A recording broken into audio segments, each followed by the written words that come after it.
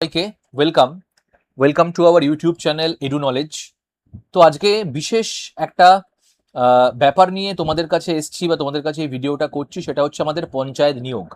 তোমরা ইতিমধ্যেই জানো যে আমাদের মাননীয় পঞ্চায়েত মন্ত্রী শ্রী দিলীপ ঘোষ তিনি কিন্তু অলরেডি ঘোষণা করেছিলেন যে পঞ্চায়েতে এবারে 11,000-এর কাছাকাছি কিন্তু নিয়োগ করা হবে। তো তার জন্যে আজকে 9 তারিখ যে বর্তমান পেপার রয়েছে, এটা আমি বর্তমান পেপার এখানে তোমাদেরকে দেখাচ্ছি। তোমরা যদি যে বর্তমান পেপার আমাদের হয় আর কি, সেই পেপারে যদি তোমরা দেখো, সেই পেপার কাটিংয়েও তোমরা এই যে নিউজটা রয়েছে সেই নিউজটা দেখতে পারবে। তো এখানে যদি আমরা শিরোনামটা দেখি, তাহলে শিরোনামটা আমরা দেখতে পারবো যে পঞ্চায়েতে 11,000 শূন্যপদ পূরণের জন্য নতুন নিয়োগ রুল আনার ঘোষণা, সরকারি চাকরিতে স্বচ্ছতা এবং যোগ্যতা নিশ্চিত করতে এই উদ্যোগ। যদি আমরা বিষয়টাকে দেখি, তাহলে আমরা দেখতে পারবো যে এই যে পঞ্চায়েতের যে পরীক্ষা বা 11,000 যে শূন্যপদটা রয়েছে, সেই সংক্রান্ত নতুন রুল কিন্তু রাজ্য সরকার আসতে চলেছে। এই রুলটা হয়তো বিধানসভায় খুব তাড়াতাড়ি হয়তো সরকার পাশ করবে এবং দ্রুত হয়তো সরকার পঞ্চায়েতের জন্য যে ভ্যাকেন্সি রয়েছে তার ভিত্তিতে হয়তো নিয়োগ করবে। এখানে খুব বলার কথা সেটা হচ্ছে যে পঞ্চায়েতের যে আগের নিয়োগ, সেই নিয়োগ প্রক্রিয়া করতে হচ্ছে এই ডিস্ট্রিক্ট লেভেল সিলেকশন কমিটি। দেখো এখানে বলা আছে বর্তমানে যে বিধি আছে পঞ্চায়েতের, সেই বিধি অনুযায়ী পঞ্চায়েতের যে নিয়োগ সেটা কিন্তু করতে হচ্ছে ডিস্ট্রিক্ট লেভেল সিলেকশন কমিটি।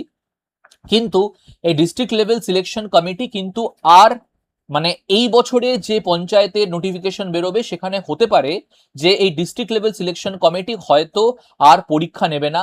তার জন্য সরকার কি করছে? তার জন্য সরকার ইউপিএসসির মতো কোনো সংস্থাকে নিয়ে নিয়োগ করতে চাইছে রাজ্য সরকার। তোমরা হয়তো এখানে দেখতে পাচ্ছ, এখানে কিন্তু পুরোপুরি লেখা রয়েছে যে ইউপিএসসির ধাঁচে বা ইউপিএসসির মতোই যাতে স্বচ্ছতা এবং মেধা বজায় থাকে, তার জন্য কিন্তু ইউপিএসসির ধাঁচে বা ইউপিএসসির মডেল অনুযায়ী কিন্তু সরকার নতুন করে এই যে পঞ্চায়েত রয়েছে সেই পঞ্চায়েতের পরীক্ষা নিতে চাইছে।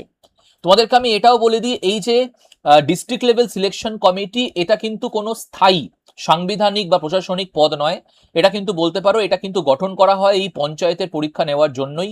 কিন্তু রাজ্য সরকার যেহেতু 11,000 যে শূন্যপদ রয়েছে সেই শূন্যপদের পরীক্ষা, এবং রাজ্য সরকারের এই যে আমাদের রাজ্য সরকার আছে, এই রাজ্য সরকার আসার একটা অন্যতম কারণ হলো এটাই, যেটা হচ্ছে রাজ্য সরকারি পরীক্ষা স্বচ্ছতার আধারে নেওয়া হবে, নিয়ম মেনে নেওয়া হবে এবং যাতে রেগুলারলি নেওয়া হয়, তার জন্যই কিন্তু এই প্রচেষ্টা করা হয়েছে। যেখানে তোমরা দেখতে পাচ্ছ এইখানে সূত্রের খবর, নিয়োগের ক্ষেত্রে ডিএলএসসি শব্দটি সরিয়ে আনা হবে ইউপিএসসি মডেলের মতো অন্য কোনো সংস্থাকে, যেখানে স্বচ্ছতা এবং তার পাশাপাশি নিরপেক্ষতা যাতে বজায় থাকে। তাহলে অবশ্যই যারা পরীক্ষার্থী রয়েছে তারা অবশ্যই কিন্তু সিরিয়াস হয়ে যাও। পঞ্চায়েতের যে রিক্রুটমেন্ট খুব তাড়াতাড়ি কিন্তু আসতে চলেছে। এই সংক্রান্ত মন্ত্রিসভায় ছাড়পত্র নিলেই আমার মনে হয় যে পঞ্চায়েতের যে বিষয় সেটা কিন্তু আসতে বাধ্য। তাছাড়া আমরা এখানে দেখতে পাচ্ছি যে আমাদের কিন্তু এডু নলেজ অ্যাপে পঞ্চায়েতের কিন্তু অলরেডি আমরা এখানে ব্যাচ নিয়ে চলে এসেছি। তোমরা এই ব্যাচটা এখন কিন্তু অফারে রয়েছে 2,999 এর বদলে 1099-এ। তোমরা কিন্তু এডু নলেজ যে অ্যাপ রয়েছে সেই অ্যাপে গিয়ে তোমরা এই ব্যাচটা কিন্তু পারচেস করতে পারবে। তাহলে আর বেশি দেরি না, পঞ্চায়েতের নিয়োগের ক্ষেত্রে সিরিয়াস হয়ে কিন্তু পড়াশোনা শুরু করো। সবাইকে থ্যাংক ইউ।